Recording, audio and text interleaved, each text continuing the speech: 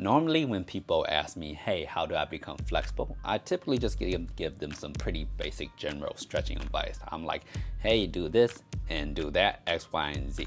And the reason why I do that is simply because when it comes to like giving really good spot on stretching advice, unless I know the person and all their situation, it's really hard for me to recommend them something like, hey, you need to do the full pancake. But if they can't do the full pancake, then they're shit out of luck and it's a little bit confusing for them.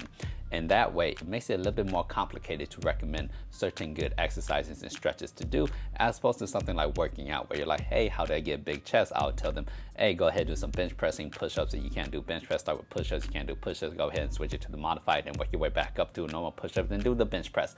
However, when it comes to stretching and I'm like, hey, you want to work on your way, do the pancake, and they're like, I can't pancake, and then I tell them to, well, you got to try it harder, and then they try harder, they still can't do it. It might be a little bit demotivating for them. They might quit automatically. I'm sure you've been in a situation where you've seen someone really flexible and you're like, how do I do that? And they're like, stretch, and you're like, great, I have no idea what you mean.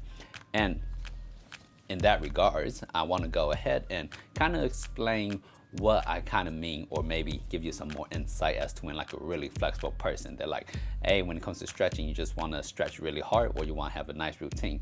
For me, I want to go ahead and divulge in this video how I go about stretching, kind of like my perspective, a little bit of philosophy from a point of view from someone who's been stretching nigh on entirely their entire life, who's made great progress and who's seen a lot of other people fail. So this isn't like me saying this is what you should do, but this is me saying, hey, I'm someone who stretches at a really high level. At least I like to think I stretch at a pretty high level. I think I'm pretty flexible, and I would like to give you the information as to how I think about the thought process, and this will give you some form of enlightenment. And so without any further ado, with every good workout, by the way, I'm gonna be looking this way because this is where my video is at. So without any further ado, like with every good workout, there has to be a goal. For me, I go into this stretching session with two main goals in mind. One of them is gonna be my middle splits. My middle splits, not the best thing in the world. My second stretch that I'm gonna try to focus on, and everyone has a weak stretch. For me, it's the pike position. For one reason or another, throughout my whole entire stretching career, this pike stretch has always been the hardest thing for me to obtain. But before all of that happens, I need a nice proper warm up. Now, it doesn't matter if I'm stretching upper body or lower body.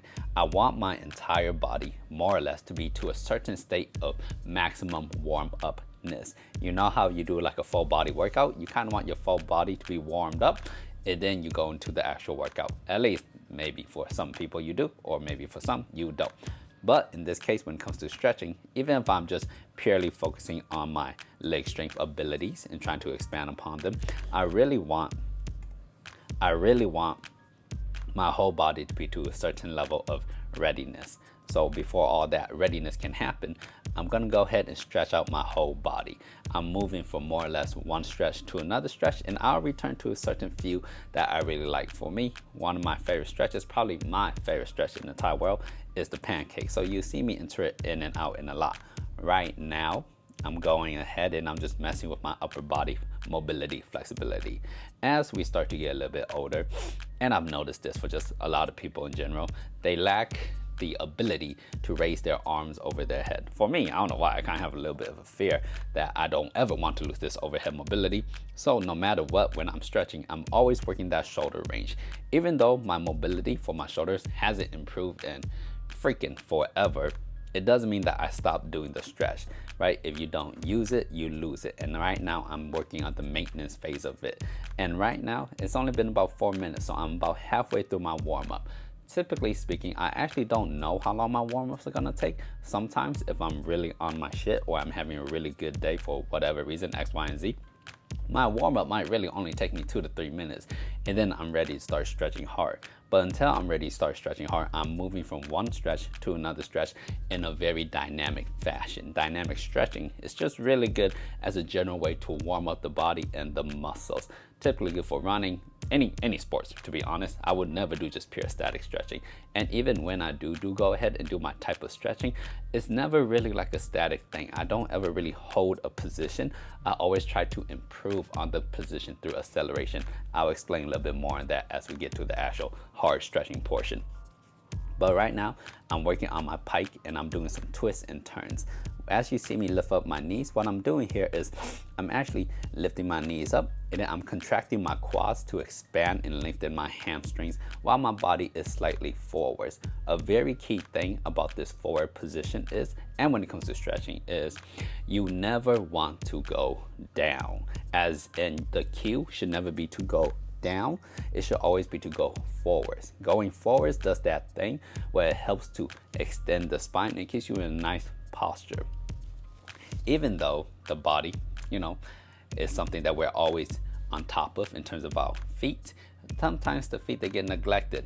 Me, nope. Feet are very important. I've seen too many busted ankles, twisted knees for me to neglect them. I definitely think one of the reasons why my ankles haven't been sprung, or if they do get sprung and they heal really quickly, is because when I stretch, I always do some conditioning for my ankles. Same thing for my wrists, right? I always do some conditioning for my ankles, and this involves rolling on them, putting weight on the side of the foot, and moving through a myriad of motions while just applying a little bit of force through my feet. And I'm applying force through my feet on my toes, the outside, the heel, and the inside, with a little bit of bend within the knee. You'd be surprised at how just doing this for a little bit of time, a little bit every day, will really help to improve your confidence. And therefore, I actually remember one time I was running barefoot because I'm a dog, and I stepped into this giant hole, like a literal hole, and my foot landed, and my entire foot basically went real quick. And then I just ran out of it, and after 3 steps, I was fine. I was like, yep, that's because I stretched. And that isn't the only time that has happened. It's happened multiple times where my feet just while I'm walking around or whatnot, and I'll be completely fine. Whereas I see some people, that happens to them once, and they're on the ground and they're out, and I'm like, you should have stretched. Regardless, one thing I really like about the way I stretch is I try to maximize every single second that I have for stretching, because as much as I like stretching, and I wouldn't even say that I like stretching, I just think stretching is good for you, it's not something that I necessarily enjoy doing 100%. I kind of like it, but I kind of like what it does for me, not so much doing the activity in itself. But you will see that I'm always moving, and I'm using every second that I can get. I've cut off a little bit of time where I switch the camera angles, but besides that, I am more or less going at it for the entire time that I'm stretching, going from this soft stretch to hard stretch. A soft stretch would be something that's kind of like a little bit passive, kind of like, hey, I'm resting right now, so I might go ahead and I might stretch out my wrist a little bit. Or right now, where this one is something I would consider kind of a passive stretch, the cobra, I'm like, hey, I'm not really doing nothing, and I need time to think about where I want to stretch next. So I'm into a position known as the cobra and relax. And then I switch to my fingers right now. And again, you might notice throughout the stretching that my left hand is kind of like that. And that's only because I have this tear in my hand from doing one arm work and whatnot. And that makes me very limited in how I can operate with my hands. Normally, I'm a little bit more handsy when I'm stretching, and I work on my fingers a little bit more, but simply due to the fact that this hurts, that's not happening right now, which is a big bummer. But regardless, you will still see me kind of stretch out my right wrist and whatnot. And just like with like any type of workout or lift, we all do have like a particular weakness when it comes to stretching. So don't think that if you see me do this that I'm good at everything. No, I'm actually pretty bad at some form of stretches, specifically the pike. One reason or another, I'm just not very good at the pike. But that doesn't mean that you don't necessarily try to improve upon it. Right now, I'm in a phase where I kind of want to improve upon it, try and make it as easy as the way I do my pancake, though it may or may not happen, but who knows. Regardless, I am still warming up, believe it or not. And if it looks like I'm like done warming up, no, I'm not. I'm still working hard at it. And right now, I do think it's important to have the ability to control your body and know how it operates and move. So I'm not constantly, but I'll do a lot of just like, hey, shoulder, are you there? And then I'll flex it. Or, hey, other shoulder, are you there? And then I'll flex it. I'll tap it and I'll move it. And right now I'm swinging my arms back and forth, but as I swing through it, I'm actually flexing the muscles in the back, my scap muscles, and then I'm flexing my chest muscle, and then I'm flexing my triceps and biceps and even my forearms, just to build that mind muscle connection as I go through the stretching. Because stretching to me isn't a flexibility thing. No, not at all. I don't view it as that at all. It is the result I tell you what, it is definitely the result, but it is not the thing. For me, stretching is all about strength, building strength in a new range of motion that I have not acquired yet. So if I'm able to do the pancake like 180 degrees, that means I have 180 degrees of strength. But if I can only do it 170 degrees, it means I haven't built up enough strength in my legs, my core, my butt muscles to open my legs forcefully using just pure muscular strength and the might of gravity to make it go to 180 degrees.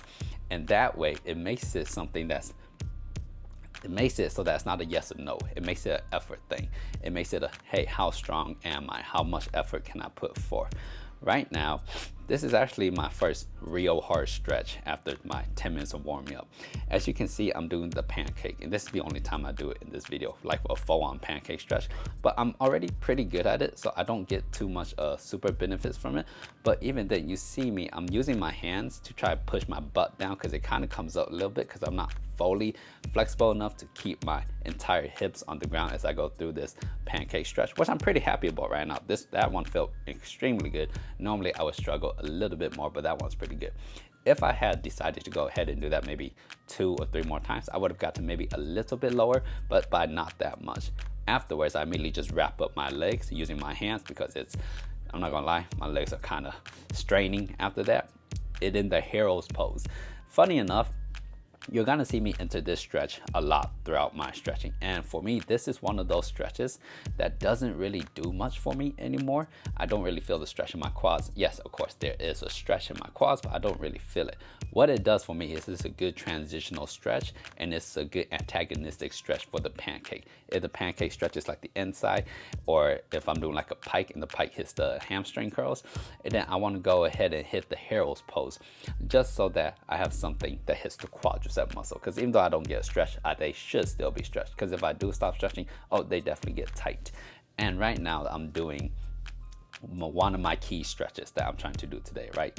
And this is just the pike. Right now I'm starting in a low position, and I'm staying in a low position, and I'm pushing down as if this is like a deadlift or a squat. Obviously, I'm super rounded at the top, which is not optimal deadlift performance or form, but I'm just stretching in a form that uses strength. I'm keeping my hands on the ground to drag my body weight down, and then using just pure leg muscle to push myself up into the proper position. I'll hold it for a second or two, and while I'm holding it, it's not, hey, where is the easiest spot for me to hold it? It's more like, hey, how much effort and force can I put into this as I go ahead and I push my legs up into this pike position? Notice all of my stretching has been dynamic. There's always been some movement throughout all of it. None of it has been static. You might have thought that the pancake I did earlier was a little bit static, but if you go back and rewind it a little bit, you're gonna notice that I'm adjusting my body throughout the whole time. I'm trying to anteriorly pelvic tilt my hips a little bit more. I'm trying to crawl on my chest a little bit forward. I'm trying to keep my toes up, right? And my muscles tense a little bit more. For me, I'm constantly working on these little tiny cues to maximize the amount of strength that I can acquire while I'm doing these stretches.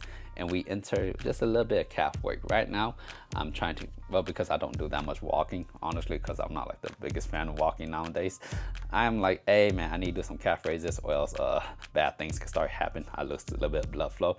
But regardless, I also think it's good, right? Just to pop, pop, pop, pop, get a little bit impact within the ankles. Because ankles are one of those things that's like, hey, unless you're like, bah, bah, constantly landing on it here and there, when you actually do land on it for real in like a fall type of accident, the bad things happen.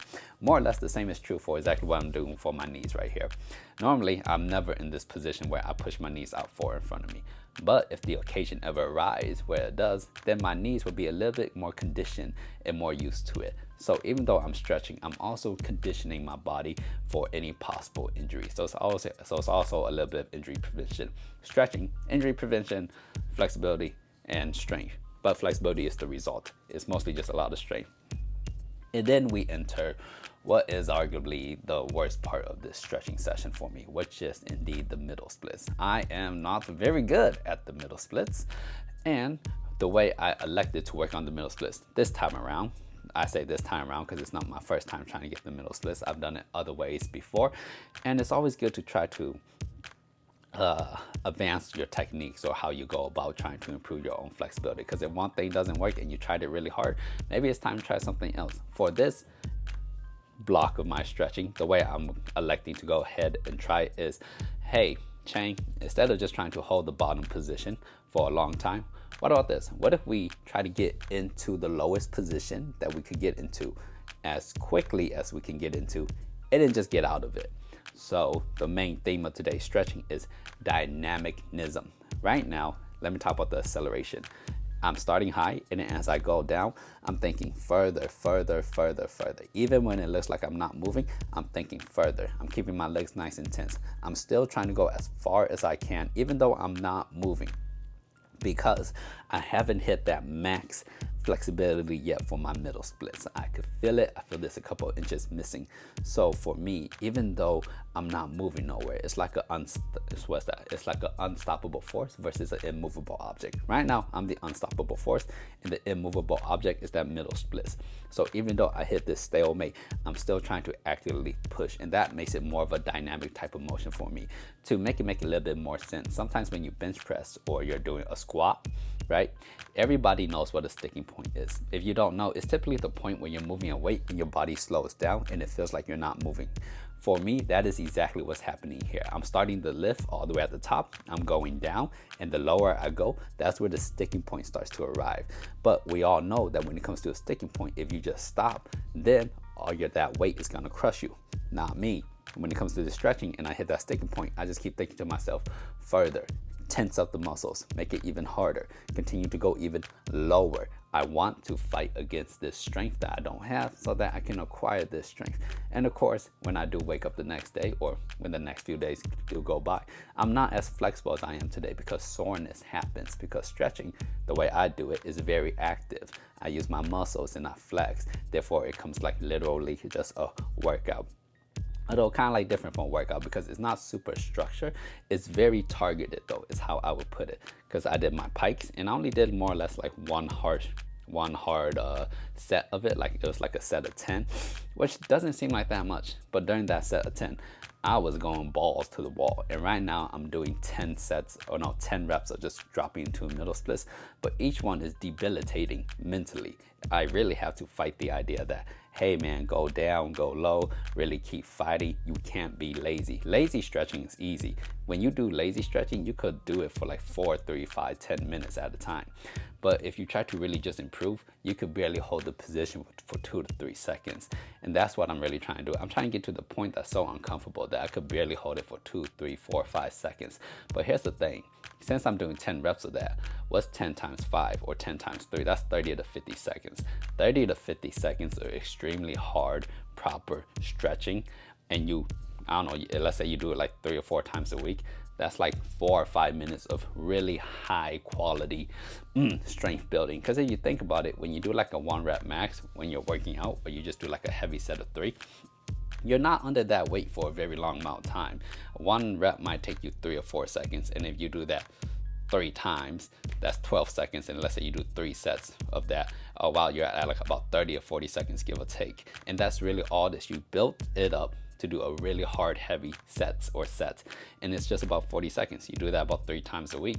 That's like a minute and 30 seconds of really hard training. But that is the important set where all your strength is built. More or less, I'm doing the exact same thing here. I'm like, it's not about quantity, it's about quality. And this quality right here is all about getting my ass physically kicked, trying to fight against my body's screaming at me to not do it, and me saying, hey man, shut up, I really don't care. We got to go lower in order to achieve new flexibility. If you notice, this middle splits looks a lot better than my first one, because as I start to warm up more into it, the body will become more naturally flexible.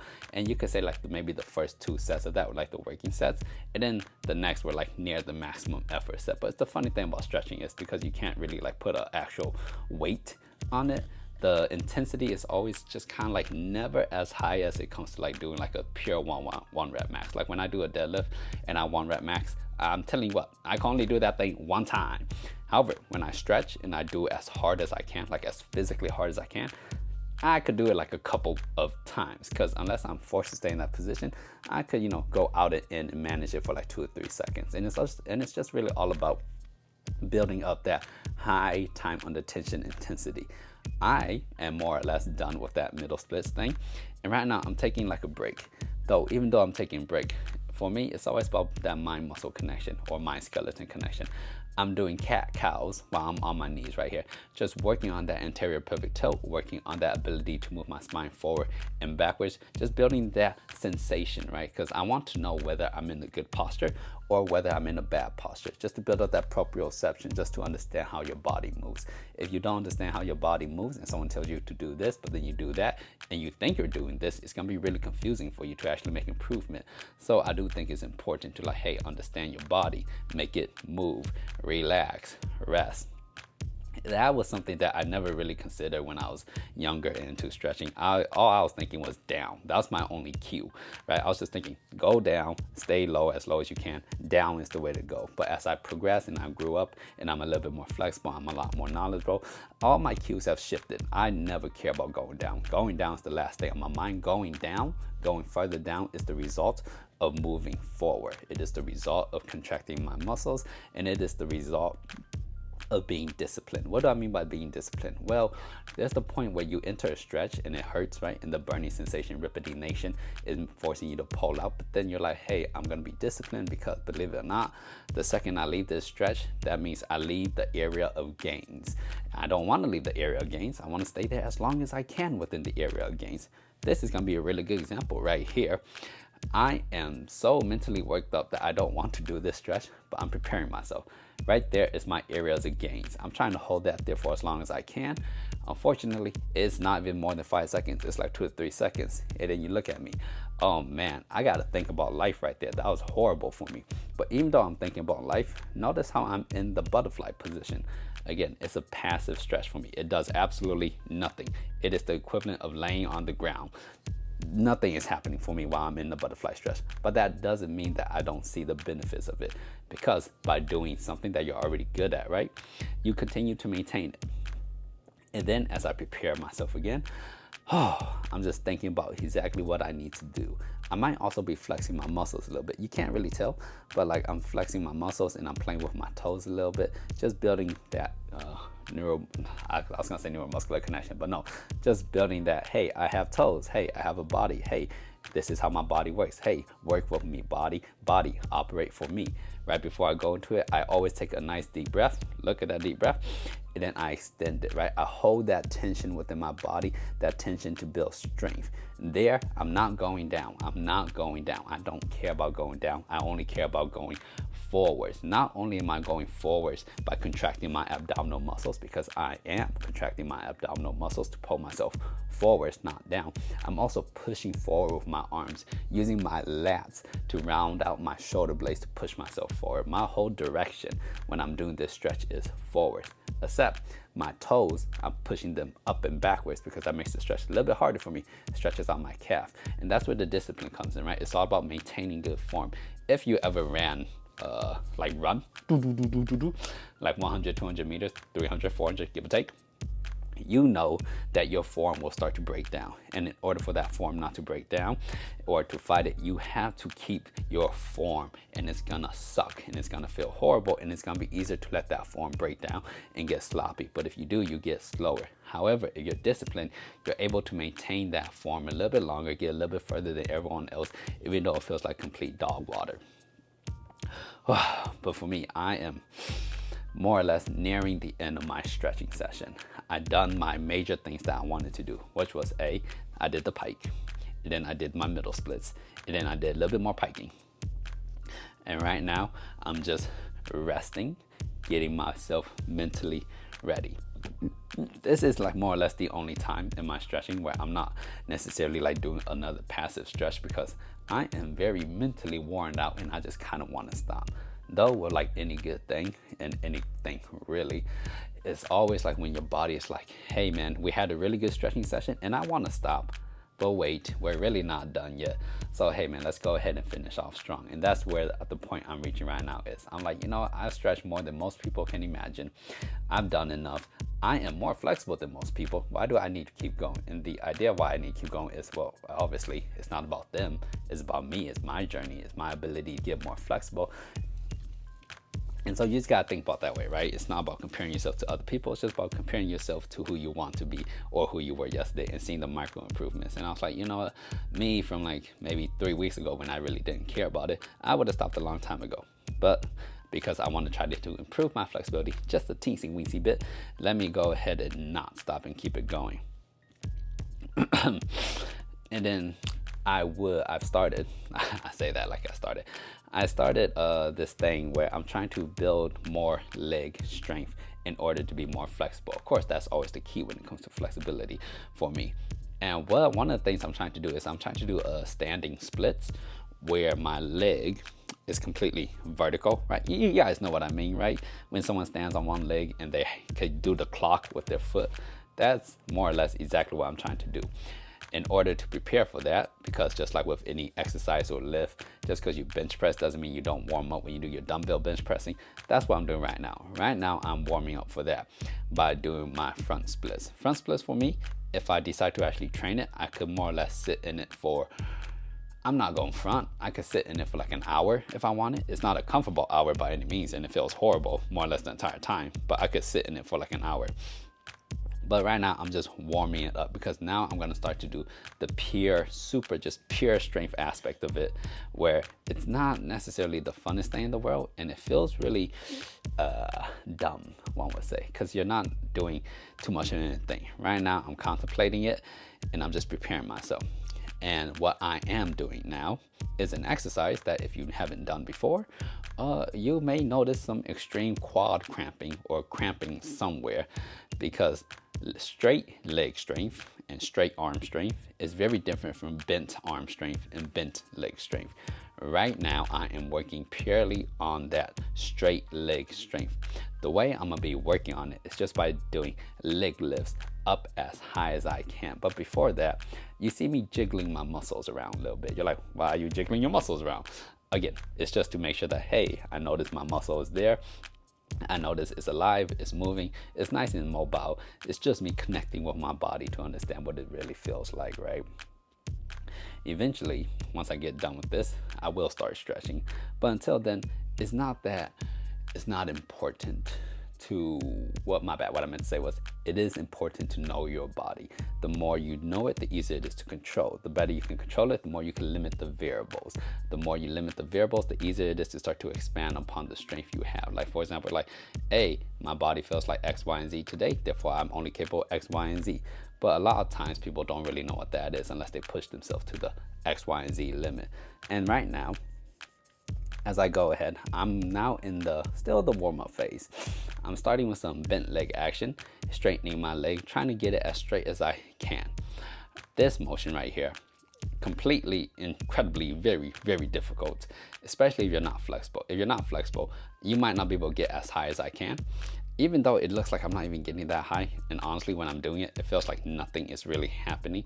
But this is one of those things where it feels like you should be stronger, but you're really just not that much stronger. If you look at that, like, what is he even doing? It doesn't really make sense. But what I am doing is, first off, with my down leg, the leg that's on the ground, that one is nice and extended. Both legs are flexed out of their goddamn minds.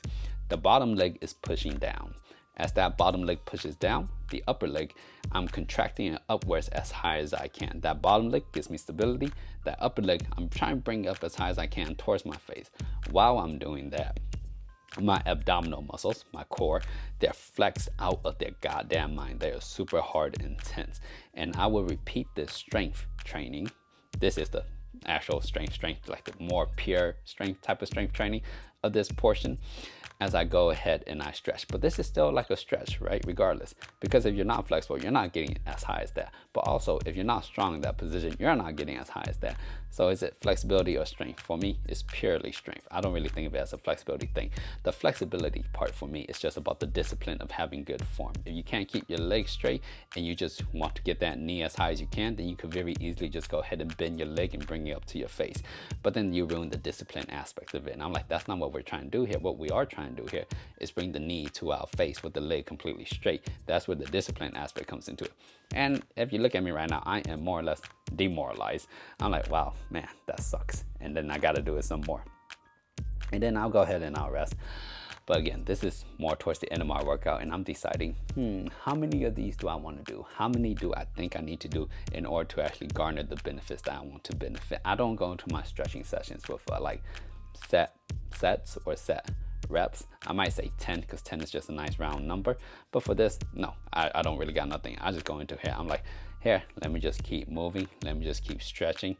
And I'll stop when I think the time is right. But also, if you're new to stretching, I think that's a horrible way of doing it, because a lot of times you will always prematurely stop before the gains or before you get to an area where you're actually ready to start really improving, which is a big problem when it comes to stretching. A lot of people say they stretch every single day, but all they really do is warm up for like 8 minutes, and then they go do everything else, and then they say, hey, I stretch every day. I'm like, you warm up every single day. If you warm up every single day, sure, you're gonna maintain whatever flexibility you have, but you're not gonna improve upon it. Imagine you have like a chest workout, right? And all you do is you just warm up for 8 minutes and then you leave. And then after 2 years, you're like, why can't I bench to 25? And I'm like, well, all you do is you warm up. Me, it took me 10 minutes to warm up. And then I went ahead and I stretched very hard and consistently for the next 20 minutes. Bada bing, bada boom, about a really hard 30-minute workout. And this is me, someone who's really good at stretching and very proficient at stretching, doing it in 30 minutes. For you, if you don't know what you're doing, you don't know how to connect all the cues and whatnot, it might take a little bit longer. And therefore, it normally comes down to that basic shit that I said at the beginning as to, hey, how do you get flexible? If someone asks me that, I'll just give them something very basic to focus on. Hey, do these 3 stretches. Hey, just try to be consistent. Just try hard. They're like, what does that mean? I'm like, figure it out yourself. I could tell you all these things, but then once you're not able to do it, you might get a little bit demoralized.